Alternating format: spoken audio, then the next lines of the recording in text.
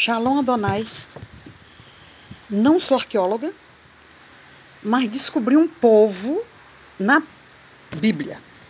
Eu gostaria de compartilhar com vocês essa grande descoberta que eu fiquei fascinada, maravilhada com essa grande descoberta. Descobri que Deus, ele fez pacto com Adão, fez pacto com Noé, fez pacto com Abraão, fez pacto com Enoque.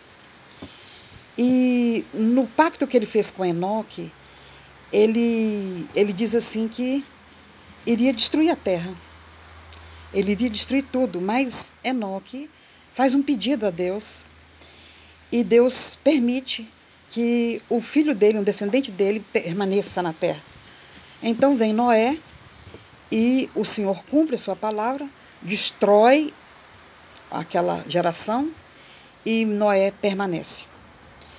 E depois Deus vai e faz aliança com Abraão. E quando ele vai fazer aliança com Abraão, parte-se um animal e Deus não permite que Abraão passe, porque ele tem um sono, ele passa a ter um sono tão profundo, e diz a palavra que passa um fogareiro, aparece um fogo ao redor daqueles animais. E quando se fazia pacto, dizia assim: semelhante despedaçamento para aqueles que não cumprirem o pacto. E a gente vê que o povo realmente não conseguiu cumprir o pacto. E nesse estudo, eu descobri a cidade de Dor. Quando você pega o mapa e você vê a parte central da Palestina, você vai encontrar uma cidade chamada Dor. Nessa cidade chamada Dor, eu falei, mas quem será que mora nessa cidade chamada Dor? E aí eu descobri que existia nessa cidade 2 povos. E os povos que estavam nessa cidade são os judeus e são os queneus. E os queneus, eles começam a aparecer na Bíblia quando Moisés foge do Egito, vai para Midian e ele casa-se com uma filha de Jetro. Jetro tinha 7 filhas. Uma das filhas de Jetro casa com Moisés, a outra casa com Obabe, que é queneu. E a partir de então, esses 2 povos começam a caminhar juntos. Moisés precisa de Obabe, porque Obabe ele é profundo conhecedor de onde tem água no deserto. E então, Obabe vai com Moisés, com o povo queneu, começa a caminhar ao lado do povo de Israel. E quando chega na cidade das palmeiras, onde tem palmeiras, tem água. E ali estavam os povos reunidos.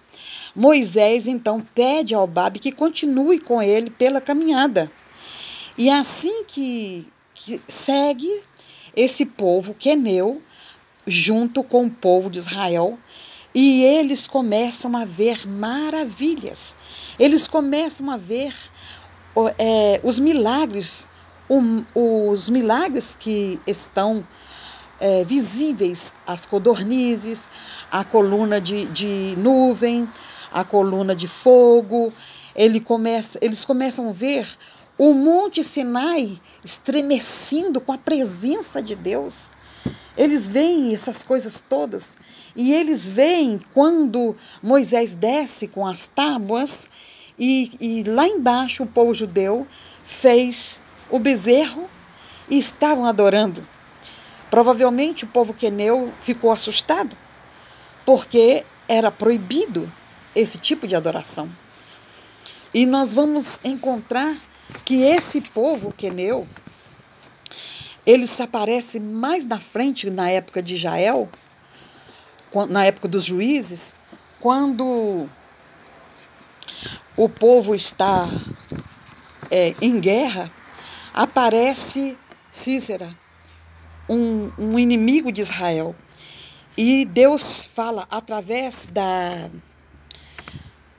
Débora, a juíza, que Deus daria a vitória, mas seria através de uma mulher. A mulher, no caso, é Jael. Ela é da tribo queneu e é ela que mata o inimigo de Israel.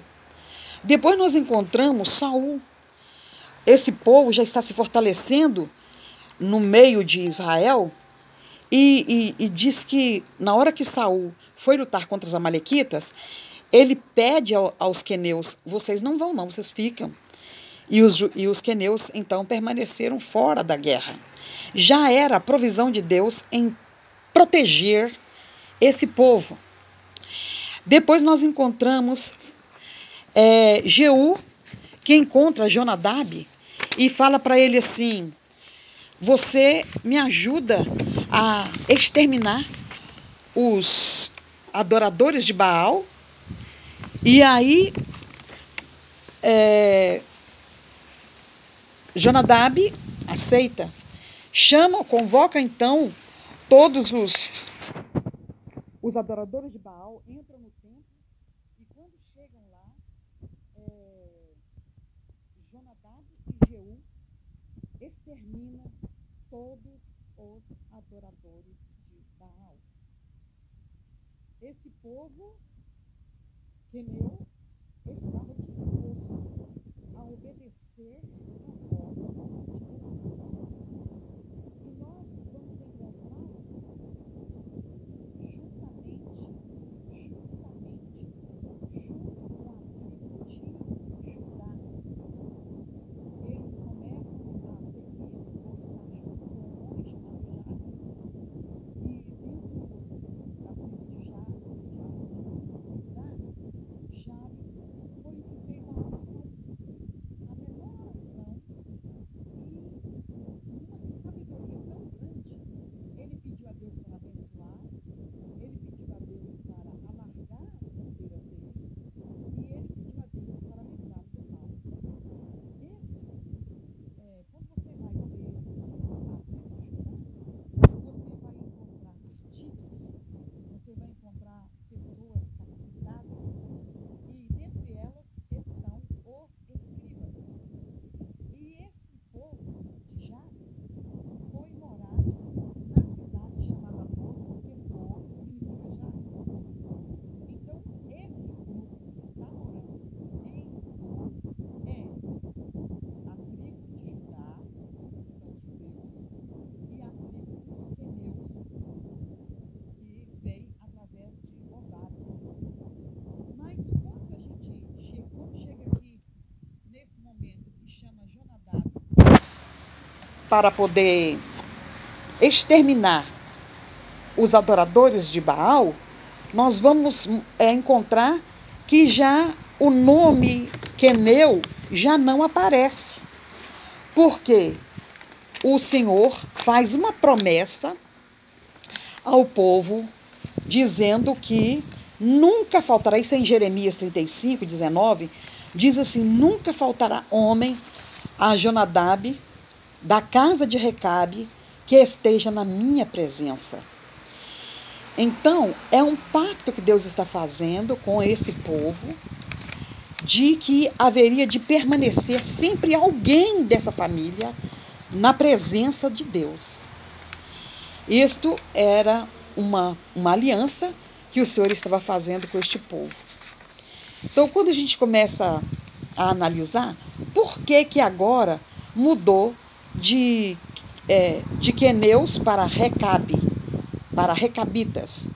Nós vamos ver que Deus também mudou o nome de Jacó para Israel.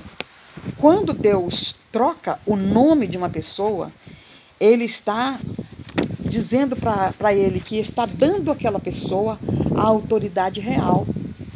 Então, quando há essa troca, então o povo judeu hoje é israelita, né? E o povo queneu são hoje os recabitas. No ritual do pacto, como nós vimos no início, que passava o fogareiro ao redor do animal, que significava que Deus sabia que o homem não ia conseguir cumprir o pacto. Então, o próprio Deus, ele se manifestou, propondo ele mesmo fazer todo o ritual do pacto com relação ao homem. E nós vamos encontrar isto quando Jesus está na cruz. A mão dele é furada.